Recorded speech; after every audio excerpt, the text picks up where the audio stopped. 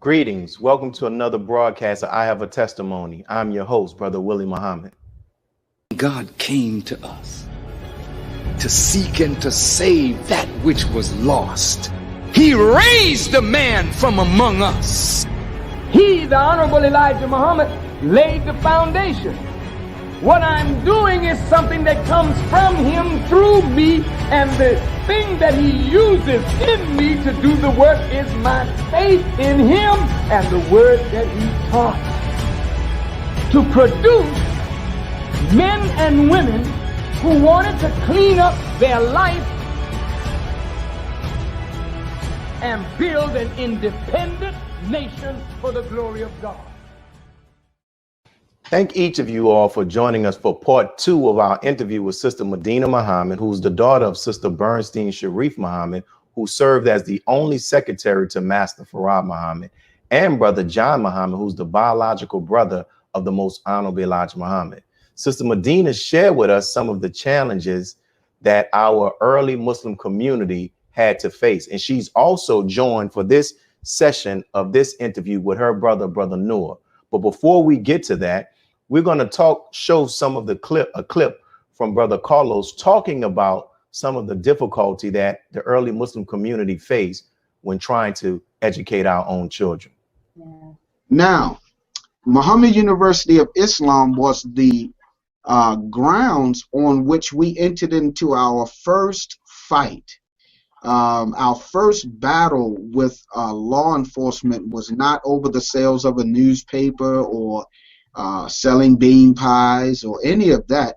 This was actually done because we wanted to set up a school to teach our own children. And as a result of the children being taken out of the public schools and beginning to be taught in Muhammad University of Islam, this caused a fight after they raided our temple on Hastings Street and basically wanted to charge the followers with contributing to the delinquency of minors. And so this is an actual photo of some of the action that took place that day in Detroit. And these are some of the followers that are being arrested. And as I said, she's joined by her brother, Brother Nur Mohammed, who will share some of the history he learned from his father, Brother John Muhammad, the Supreme Minister, the brother of the Most Honorable Elijah Muhammad. Assalamu alaikum to both of you all, and thank you all for joining us. Wa alaikum assalam, sir. Thank you. Yes, man. And I know our sister would like to start off the interview by giving thanks, which is always good. Go ahead, Sister Medina. Yes, sir. Assalamu alaikum. Alaikum salam. Listening audience, and like to thank Allah by saying, in the name of Allah, the beneficent, the merciful, I openly testify that there is no God but Allah, and Muhammad is indeed his last messenger and servant.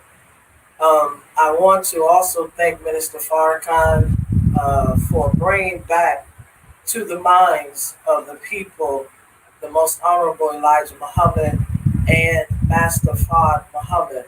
For without the ministers doing, we would not be we would not have a reason to speak about the history of the Nation of Islam and its beginning, and we would not be sitting here today if it was not for the Honorable the Honorable Minister Louis Farrakhan. And I thank Allah for my parents and the service and sacrifices that they have done for the Nation of Islam, that we are able to share with you what we have to share. It is because of them, and there's much sacrifices. I asked my mother, as she was literally on her deathbed, how does she want to be remembered? And she said she wanted the world to know of her sacrifices for the Nation of Islam. So thank you, and I pray that we will continue to be able to share with you this great history of ours, because if, like the minister said, if you don't know the root, you will not know the tree. So we are here to help to give you some inspiration and motivation for this day of our beginning, of our independence, on our 4th of July, 1930 when Master Fard Muhammad came and made himself known. So peace be unto you, and let's go. That's, man, let's go get straight into it. So, brother Noor, your sister shared with me about how you are in the process of writing a book about your father, and you're joining us today to share insight about him. And we're thankful for his work as well as one of the founding early members of the Nation of Islam. So can you share with us, any moments that your father shared with you about his time with the Savior, as well as during the early days of the Nation of Islam? First, I'd like to give thanks to the Honorable Minister Louis Farrakhan, and thanks and praise to Allah for allowing us to have this opportunity today. I'm writing a book on my father about recollections, just moments that he had with Master Farad. I'd like to read to you a piece that I had wrote down. He said his teachings was in the city of Detroit on Russell and Sherman Street. He rented a hall, the UNIA Hall. Some people say Marcus Garvey took his teachings and the Master Farad took his teachings and mixed it all up and gave it to us, but no, he didn't. That was where the Honorable Marcus Garvey was at, at that time. He was there. So he used to play on the hills there where he was a child with a skate box, where that building was at. He said, so I go there after Master Farad Muhammad came and heard him. He said, I stayed there all night long. I liked what he said. He said, I like what he said. I liked the knowledge that he had. It was different from what he was learning in school. Nobody told him about being a nation of people in the days I went to school. 1923, I went to school right there at that corner. The school was called the Cabram School. I lived at Clinton Street between Russell and Revolve. I went to the temple there to hear Master Farad Muhammad. I have heard about him, my brother, the messenger, my father, and others. My brothers, we went there and sat there all night long. So one night, it came a storm while we were sitting there. Some of the people got afraid. Every time lightning, they would jump. He looked at them. Master Farad looked at them and said, don't be afraid. That's nothing. It's only cold air and the hot air meeting. And when they meet, they make a light. And after the light, you hear the noise, which is the thunder. He said, don't be afraid. You can do that. We sat there and got a little bit eased, he said. It was long before the storm was over. When it was over, we were still listening to Master Farad teaching the history of the 6,000 years of white people being birthed on this earth. Then, after that, we began to work for him to get people of our kind to come to the temple to hear this man from the East. He said to us, he was born in the holy city of Mecca. Wow. So that's a piece that that's a piece that I'm putting in the book, Recollections. So he said a lot of things about Master Farad, his experiences, and how he healed him, and, how he became a minister. And, wow. Yeah. That piece is significantly large, man. So thank you for that. And you know, in the booklet, also in the booklet that you all put together that talks about the early women in the Nation of Islam, your mother is mentioned, and it made me think about like your mother and your father were working together in the mission with the Savior, with the Most Honorable Elijah Muhammad. Did they ever share with you all any stories about how they met each other? Like, were they at the temple and you know? Yes, sir. Yes, sir. Yes, sir. I remember my father talking about him and Brother Ben Sabbakan. How they were standing, I think probably in the secretary's office or something, looking out in the audience. And how y'all do. You know how y'all do. My mother was sitting there. He described her hair, how she had these bangs, you know. And she was sitting there, and Ben Sabbakan asked him, what you think about her? And he said, she's nice, you know. And the story goes on after that. So. Then did your mother give you her side of the story or what? Yes, sir. She said one of the things that she said was that she noticed that he was always watching her, and she said she was thinking to herself, "Why is he always watching me?" So finally, he got up enough nerve, and he wrote her a letter we still have. Yeah. We still have that letter. That note today. Still have it today. That's right. That he wrote to her. Yeah. And he asked her, was she married? Asking her personal questions. And he also said, in fact, I showed it to the minister. And the minister was saying how respectful that was. Because he said, if you were married, don't respond. Right. And if she was not, write him back. He gave his address and everything in the letter, and said, "Write me back and let me know."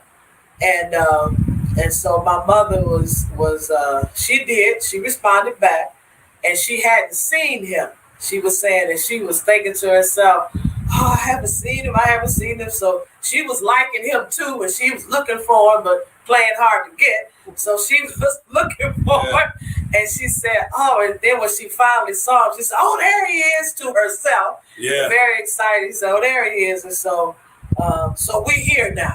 Right. Whoa. That was before the text messages and social media.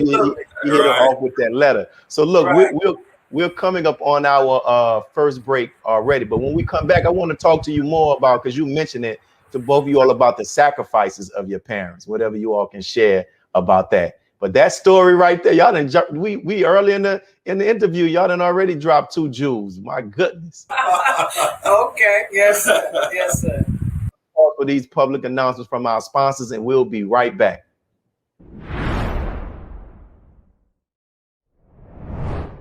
And we're back, brothers and sisters, with the dynamic duo. We have the brother and the sister, and what they just shared is like the story, how the father and the mother met. Just beautiful story, and even with principles that we can learn a lot and use today. Now, you spoke about, and both of you all can share because you experienced this, just the sacrifices of your mother and your father. You know, Sister Medina talked about in part 1 about just how some of your siblings were actually taken. You know, so what was your sacrifices? Because your mother said she wanted to be known, her legacy. Yes, sir. She went through much as a woman coming up in the nation and dealing with, she was the first one of the first 9 laborers, and she was the only female. So that was that's a sacrifice within itself. All the rest were men, and she was the only female. She mentioned, I can recall her mentioning how she was folding papers, because back then in 1930, early 1930s, the type of typewriter that she had to use, a typewriter, to type. It had no letters on it. She's typing 98 words a minute with a 95% accuracy. That's what she graduated with from. I think I got the number. And she graduated from high school with that type of skill. And then the kind of typewriter. The kind of typewriter she had to really use her strength.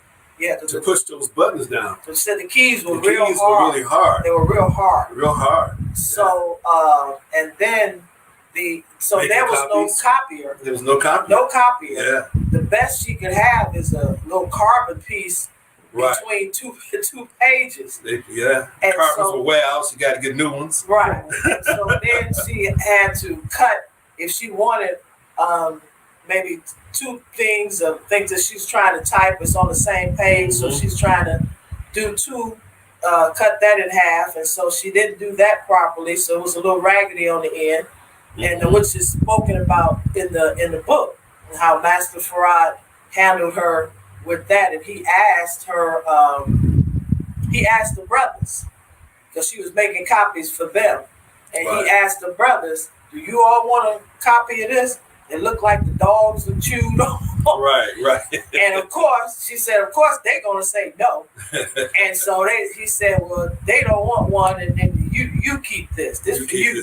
Because he asked her, did she find anything wrong? She said no. And he said, well, this for you.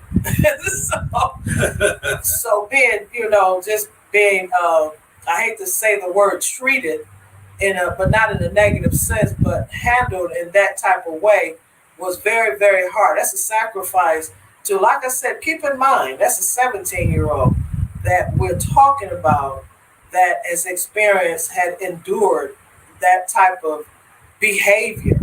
And it had a real impact on her. Yeah. But it's something that she learned from later in life and stuck with her.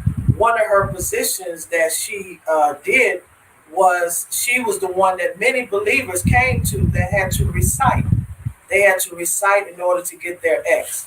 And she made sure you made no mistake. Just as like Master Farad treated her and the way he was toward her, she carried that on. She carried that out through her whole life. She was definitely a perfectionist. I mean, if she was here today, I'm telling you, she probably would tell me I'm sitting wrong. She probably might say, don't say it like that. Say it like that. She probably, she was a perfectionist and everything. Don't let her send us after something to look for in the house and we didn't find it. Oh my God. If she come find it, I'm telling you, it's right there and you don't find it. If it was a snake. If it was a snake, it would have bit you. And I mean, it's so much, but those type of training to us, because that's what it was, to make us better people. That's right. Today in our adult life. So the sacrifices, one of the biggest ones was the children taking. Right. I don't know if I have enough time. I'd like to go through that just kind of quickly, briefly. But when the children were taken and they came to the house one morning and the children were in the bed, and the lady that came to the house had told her that she was going to go upstairs and get the children herself. Right. And she said, no, I will get them. And when she got them up herself, she was talking to them and telling them to go in the name of Allah and to remember Allah. That's right. To remember Allah. She always, that was one of the, if you ask me what is the number one thing to remember in terms of my mother and leadership, was to believe in Allah, to fear Allah. Fear Allah. That's right. Always. Allah was always number one. Remember Allah much. Whenever we left the house, go in the name of Allah. Wow. Always Allah. Always. Allah. And she was it was just a demonstration of her strong faith that she would go take her own children and hand them her babies. Her babies, her younger children. And at the same time being 7 months pregnant with her 12th child. On a strict diet. Yeah. Wow. She hands her children over to the enemy. Mm-hmm. What a woman. that's Oh my goodness. And she couldn't call nobody. She said, Whew. can I call my husband? Can I call my minister? Can I call somebody? They Only wouldn't let Allah. her call nobody. Whew. What a woman. What Right. what a woman. And when And I often ask people today, is that a sacrifice you would make for your faith? I don't know if many can do that. And it's interesting. I've never met your mother, but when I was talking to you, by looking at the images that you sent, the pictures of her, I can see her strength from the way she stands. I can see it. And even I saw some pictures. I was like, one of them, it looks like her eyes are closed. But I saw another one. She's one of those people that when she smiles, her eyes close, like her cheeks are, and it's I was like, wow, that's something. So, Brother Noor, what are any words you want to share about the sacrifices as well? Beautiful job too, Sister Medina. Oh my goodness. Yeah. Alhamdulillah. Thank you. Thank you. Well, I've often heard her talk about the hours she spent typing. Yeah. You know, I asked her a few times when she was typing. I said, "Ma, how are you able to look at paper and your hands are here? You're doing this And have a conversation with somebody. and have a conversation with somebody." Yeah. And that was just so amazing to me, you know. And we would sit around and talk about it as children, you know, how was she able to do that? Yeah. So I found out also that she couldn't use the mounted typewriters. If she couldn't hit the keys hard, you know, they came out with the typewriters with the soft keys, you know, you just gently touch. She didn't want them. So she often talked about her hours. She, you know, working and making those copies. Yeah. After she did the copies, she would also teach school. She would teach different students student enrollment. You know, they would come to her and recite the student enrollments as believers. She did so much, man. You know, she did so much. Praise be to Allah. Listen, praise be to Allah. And my appreciation for her, even from started with reading the booklet, but hearing what you all are sharing even more so. You know, I just saw a brother, one of the responses, he said he didn't even know Master Farad Muhammad danced. This is how significant what you all are sharing is to our nation. It helps us to be balanced. And my question, like, did you all like growing up, like you ever asked your mother any like questions specifically about Master Farad Muhammad or the Most Honorable Elijah Muhammad? Oh, Yeah. I asked her mother one time, where did he stay? And she told me he was way out. She said he would come pick me up and we'd go way out, Woodward, way out somewhere. And I found out from my father, he stayed in Ferndale, you know, and they went there for a picnic one time. Yeah, that's where They went there for a gathering and they played baseball and stuff. Yeah, they often talk about that time. Wow. Yeah. in Ferndale. I'm gonna drop another on you real quick for the listeners. You guys have a tag team. Yeah, we tag team. Because when you mentioned Ferndale, it brought something else Okay. that to say real quick. Yeah. Ferndale was one of the locations of, there was a Caucasian brother. His name was Willie Muhammad. He was known as the walking encyclopedia. Yeah. He stayed in Ferndale because he was one of the many who had what they considered a fine home.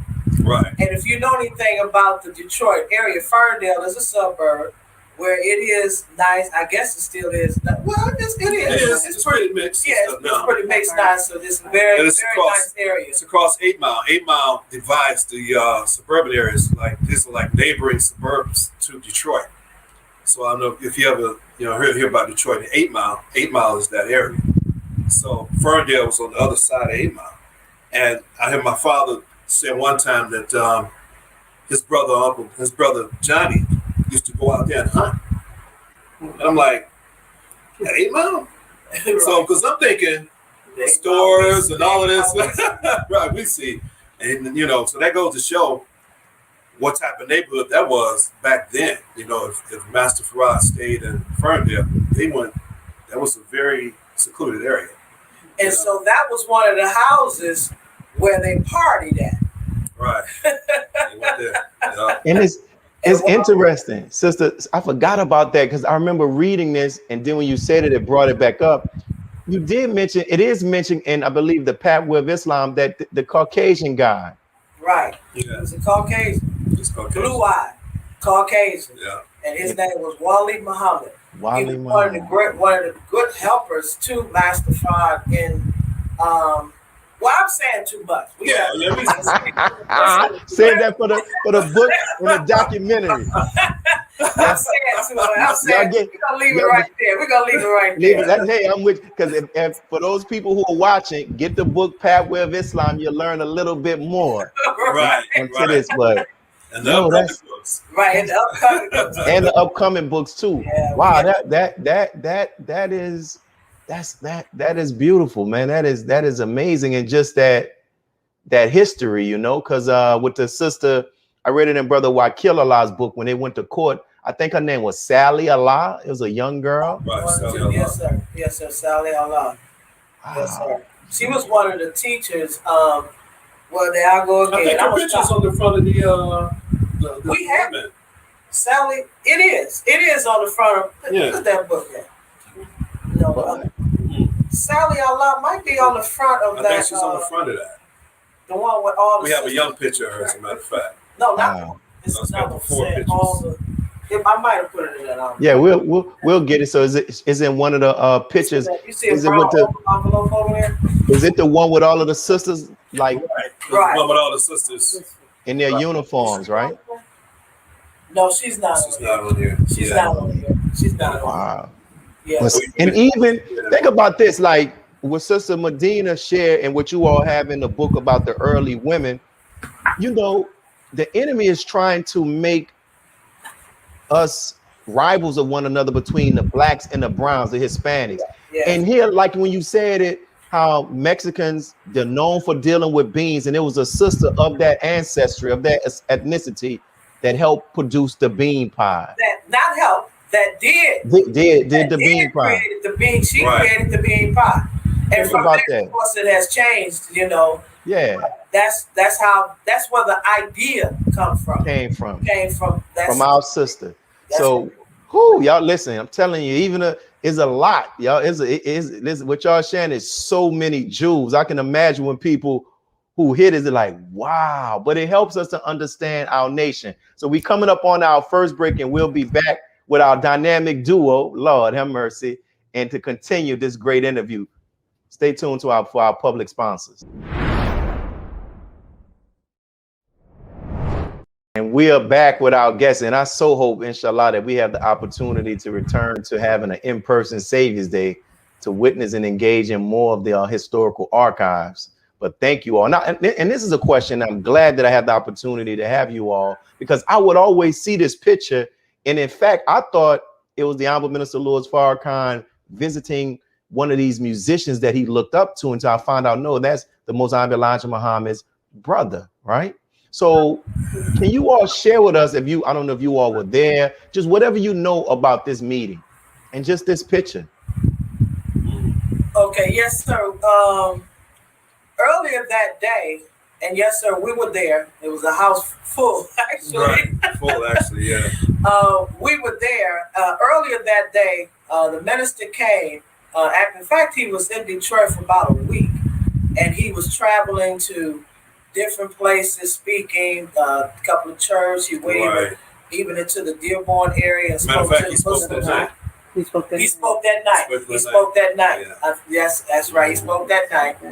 And he wanted us, he requested a meeting.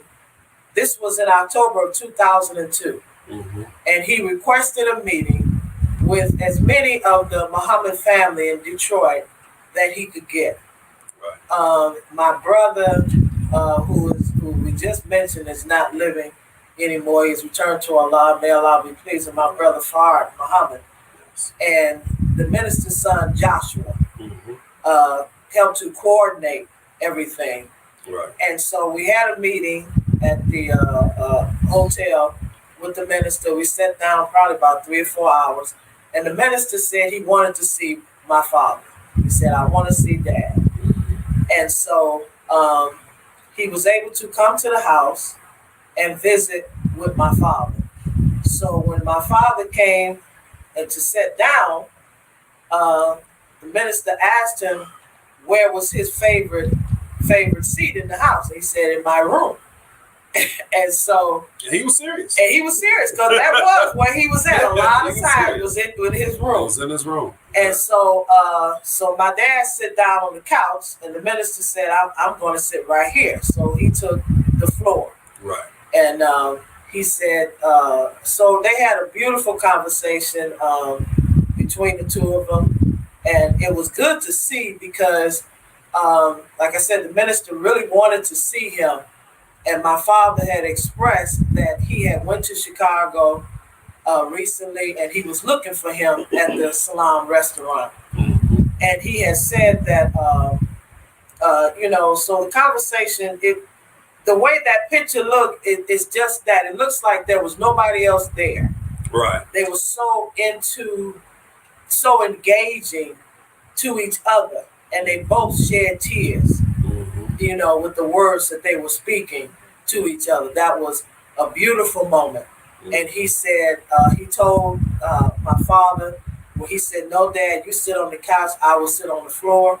And he said, the old is for counsel. He said, the old is for counsel. He said, I'm here to seek counsel. He said, the old is for counseling. And it was a beautiful moment. There were other things said, but I'm not going to, I don't know if I should. Gotcha. I got you. So I'm going to leave it right there. I understand. It was a beautiful conversation. Yes, listen. I would ask the minister first before I would go any further. Listen, on that, what you shared already is if I don't hear anything else, just what you shared already is beautiful. And Brother Nur, you have any recollections you want to add? Stuff that you can share? Not at this time. Because we had a good long meeting with the minister that day at the hotel, and good. One of the things he talked to us about was the history. Oh yeah, and I'm glad that you look how Allah's working, because that's my next question. Like can you share for those who are watching this, both of you all, like the minister's joy and excitement and the value that he sees in the archives and in the history that your family has made it possible for us to have access to? He had we had another meeting with him about the history, the documents, all of the things that we have. And me and my sister had went to Chicago, and we laid everything out for him to take a look at and just walk him, just gaze and speak his mind. And we had a great time that day too. The main thing he said was to share with the believers, and I'll just leave it like that. So he told us to make sure. He told us a couple of things really, and one of the things I would like to let everybody know too. He said he spoke with us on many occasions, about 4 times, just the family, and the importance of us sharing the history, because he said that, in fact, that day, October, the same day he sat with my father, he said that that there were many believers coming into the nation that had questions about the history. He said they're asking questions that even I can't answer. And he said, you all have the answer. He said, because of who your parents are. So he said, at that time, I'm going to tell you the truth, I wasn't even going to the mosque. I was still a Muslim, but I was not active. And a few of us sitting there, we was not active, because once the separation came, and once the messenger departed or died, or however way it went or supposed to went, everybody just kind of stood still. And so that was a moment where me and my sister. So that was a moment where I kind of stood still, but he came and he did this about 4 times. We had all of it is recorded and documented. And so many times he reached out to us for help. He reached out to us, and all we could do once we a lot of times saw the value of it, somebody want to sell something, get rid of something, and all of that. Yeah. But the minister said, you all are the caretakers of it. Mm-hmm. Caretakers of it. He said, the only thing I would like to see is sometime I may have questions. He said, and to help me in my mission, and to help share, so if you can share some things with me. So he have asked us, and we have gladly given him anything he had asked for. But what was so impressive to me is that I never knew he didn't have anything to work with but his heart. But his heart, yeah. That blew my mind, because I thought he had some sort of direction, some sort of book, some sort of something. But he had none of it. Everything he has done was solely as himself, from his heart. Mm-hmm. And when he said he needed, I was like, you need something? what do you need what you need? It really surprised me that he needed something, as much work that he has done in the building that he has done, that he needed some information, because he has done extremely well by his heart. That's right. He has done extremely well. So I thought he had the manual already. I thought he had it. Wow. He had it. I thought he had it. That's powerful. What you just said, and Brother Nur, you have anything you want to add? Because I know as you hear, you thoughts pop up in your mind. So, not at this time. I can't really think of anything. Wow, so, man. That's what made me start coming back. When I saw how he really was on point. And let me say this too. I want to say this too. I didn't want to forget. I mentioned it to my brother-in-law. The minister said, oh God, he left me just that quick. Must wasn't meant for me to say. It'll come back. If it's meant for me to say. When it comes back, while you working to pull that back up, I'm gonna ask Brother Nur. I asked Sister Medina this question. I know. You got it? Go ahead. I got it. Go ahead. I asked my father before he left, and when he was in I Felt Sound Mind, I asked him before I really started coming back, being active in the nation. And I caught him in the kitchen one day, and I asked him, what did he think about Minister Farrakhan?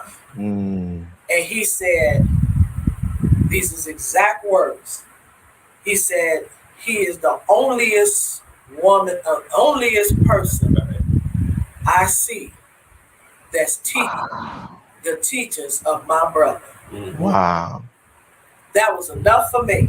I even told the minister the same thing. I said, my father told me X, Y, Z. He said, tell him with his help.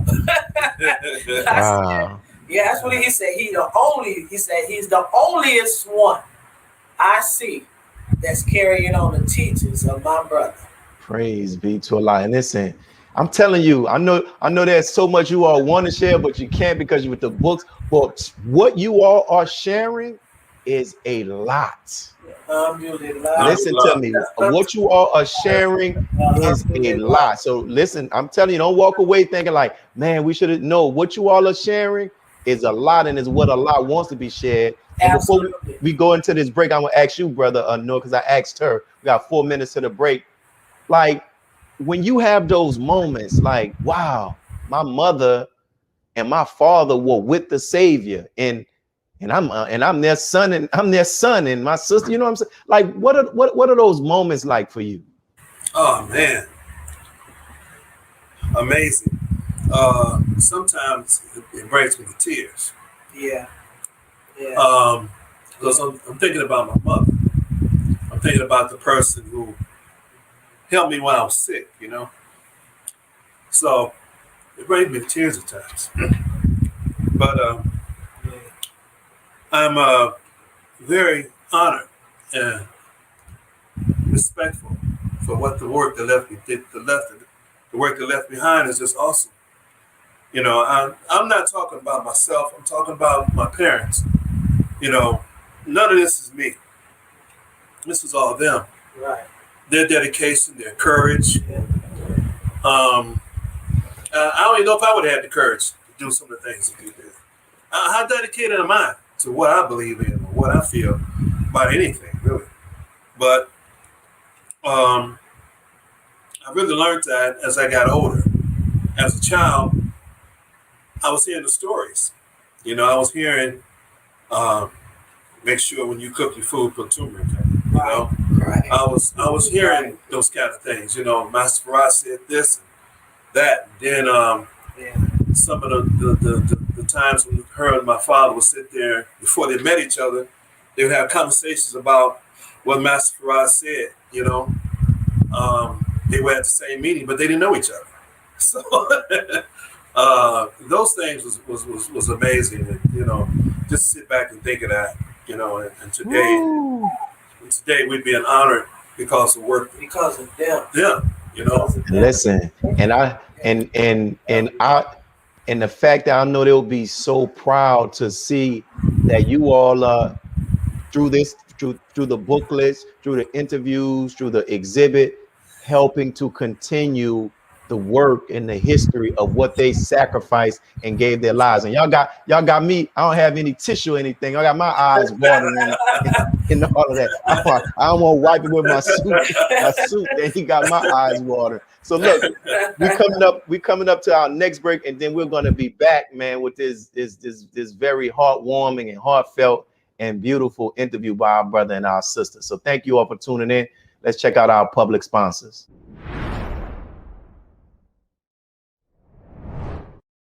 We're back. My eyes have the moisture has kind of like dried out, so I can carry on. We're back with our brother and our sister Medina and brother Nur. And the question I want to ask both of you all, because I think brother Nur, that's when I believe I saw you at Saviors Day doing one of the exhibits. Can you all just share more about the feedback that you all get from believers when you were there in Detroit doing Saviors Day with the archives? And I saw Sister Medina, you've actually done some at the actual mosque there in Detroit as well. Can y'all talk about those experiences and feedback? Oh, we was looking at that picture. Yeah. He just showed the brother that hooked up our website. Yeah. Oh, that's him. We found it. Eric Majette. All right, Eric, we shouting you out. All right, shouting him out. We just found that on. I thought that was just somebody visiting Saviors Day. Look how a lot works. That's right. That's right. Part of the team, Actually, yeah, he was right next to us at the exhibit. He had some items that he had brought to the exhibit also. Yeah. So I'm sorry. What was the question again? Because just like in regards to, like I've seen pictures of you giving. Like I saw it was Mother Khadijah and some of the Farrakhan family. Just like what the feedback that you all get from people outside, inside the nation, the family, everybody. Go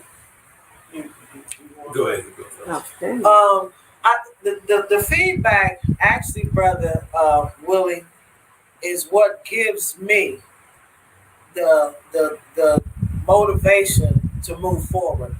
It shows me that I'm in the right place and I'm doing the right thing with what we have.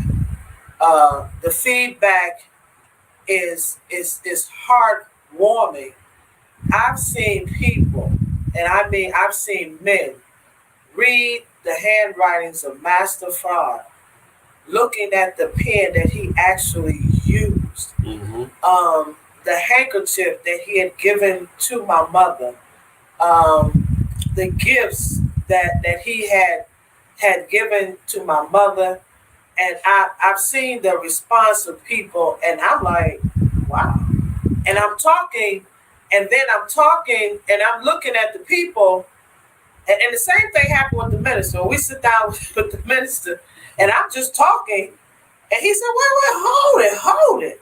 He said, you giving me goosebumps, hold it. Yeah. I'm just saying it like, you know, sometimes you don't know the effect you have on a person until you get in their space. Right. You have to get into their way of thinking, their feeling, and what we have affects their life. Because this is not some little mediocre little nothing. This wasn't just no mister that came to North America with the Holy Quran and raised the Honorable Elijah Muhammad, cleaned him up. That's right. an alcoholic man. That's right. He went to the worst Yeah. to show the powers. That's what Allah does. That's what God does. And he went and he came and raised the Honorable Elijah Muhammad. Who he himself said that he was so far in the mud, all you can see is his eyes. That's right. So you gonna call a man like that a mister? Right. He's more than a mister. He's more than a mister. Now you call that to an average man. Right. Master Fard was not an average man. That's right. God's presence was there. It was there. That's obvious for the work that's done.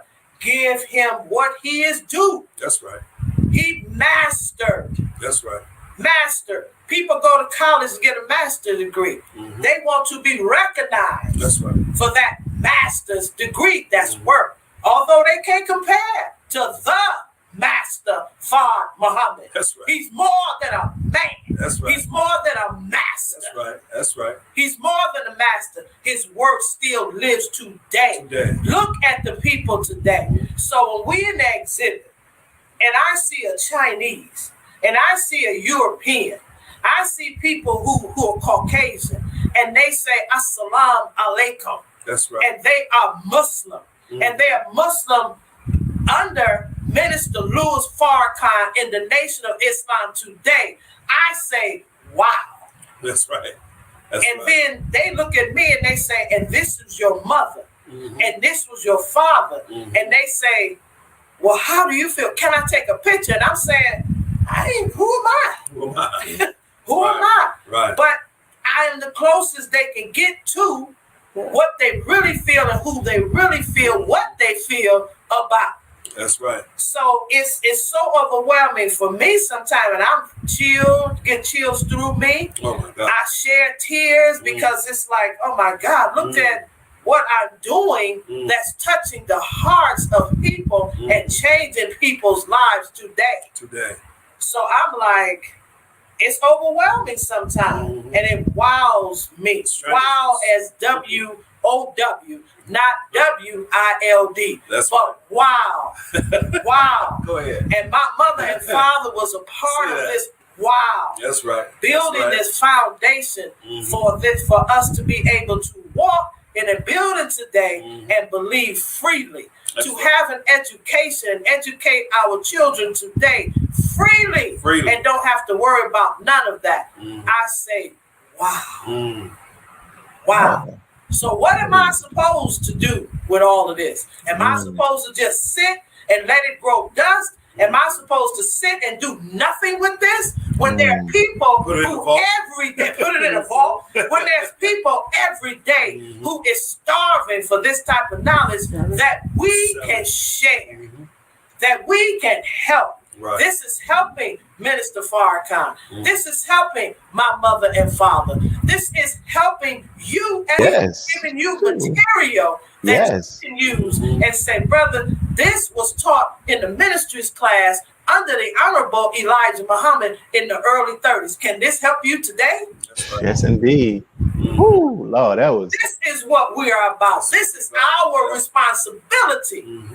This is our responsibility. So today, by the directive of Minister Farrakhan coming to this family, knowing the value of what this family has and what we can do, this is what I am doing. It took a lot of years because he came the first time in 2002, 2002. It's 20 and 21, so it took a little time. This is the second interview, praise be to Allah, that I have been done. The first for him on the screen like this, to an audience like this. First one, Brother Joshua, and we pray, we pray that there will be many, many, many, many, many. I plead to the listening audience to let us come. We will come to your cities. We will do all we can. The minister told us in New Jersey, he said to the children of John and Bernstein Muhammad, take this history, go all over the world. He told us another occasion, he said, everybody should know who your mother was. He said the sisters. Then he said, what are brothers to? Then he said, the whole world needs to know who That's your what he mother said, was. yeah. I said, That's what he Brother said. Minister, it's funny you said that. I said, because that was the promise I made to my mother on her deathbed. Yeah. So we are here. We are here. And we have all the information. You can contact us. We ain't funny style. We need to do what we need to do so that Allah will bless us like he is blessing my parents. And I keep pointing back there because there's a picture behind me. I'm seeing them. I'm seeing them. Yeah. You see I'm it? seeing them. That's I'm seeing them. I took They that here. one myself, Brother Willie. Huh? So I keep You so took that there's- one yourself, huh? Yeah, I took behind that one us. myself. So they are behind us and they are pushing us, and we're being reminded as I look in the screen and I'm looking at them, and we're being reminded of our responsibilities that Listen. what we're supposed to do for the world and the community, so that when we go to Allah, That's right. we can say, when Allah asked us, what did you do for my people? We can say what we did. Yeah, this is right. very important. And brother Noor, you have anything to add? After that, after that, She dropped the mic, huh? His name means light, but I guess it's all shining this way, right? Or that's something. I'm shining it. He I'm put it on me. Man, He put it on me. whatever I can do to help you all, the documentary with the book, man, please let me know. I'm gonna reach out to, I know other student ministers who look for opportunities for believers to, to have interaction with people such as yourselves with this history. I'm going to put the name on and say, listen, especially with this modern technology, you know what I'm saying? Right. And to be able to do it, because what you all have shared is, trust me, is a lot of people don't know. That's right. A lot of people, because we come to Savior's Day, everybody is ripping and running, going to post. And some people never get the opportunity to step foot in the exhibition, which they should. But I guarantee, I hope that they see this, people are gonna know, make sure you stop. So and once again, tell people how they can get access to the booklets and get in contact with you all, the website. We have first we have the email address, the reformer 1932 at gmail.com. We have the website, the NOI reformer.com. And then we have the phone number. 707 Reform 1. Reform 1. Yes, sir. But that everything is on the website. If you go to the website, you everything is there. Everything is there. The NOI Reformer, right? The NOI Reformer.com. Yeah. I just learned. We just learned it this morning. Yeah, listen, but and people, listen, I'm posting and we're posting and people are going to see this. Any closing words? And I can't say thank you all enough. Listen, I can't say thank you enough. I've been wanting to get with you, Brother Willie. Been wanting to get on your show. Listen, I've been, and like it's all Allah's timing, because trust me, I've been wanting to, and I'm happy that Brother Joshua was able to get you on the show, and I pray other people go and watch that interview as well, and in the numerous others that are going to be coming, because you all are a national treasure to us. You know what I'm saying? Like for what you're like just helping us to give the insight and even get the banners. Like me and Sister Medina was talking, and she was like, somebody asked her, what did the puppy mean on the napkin? Like sometimes we get like it don't mean nothing, man. That's just what it was. That was my mother liked puppies. She liked puppies. Yeah. Yeah. But yes, sir, we'll be Brother Joshua is coming up. Right, we're coming up with Brother Joshua podcast on the 14th. On the 14th. July 14th, which will be that's my mother's birthday. Praise be to Allah. So we'll be talking about the reformer some more. I definitely can't leave without speaking about my brother-in-law, Minister Hasty Muhammad. Yes, sir. Yes. You know Brother Minister Hasty Muhammad. Yes, sir. He's in Huntsville, Alabama.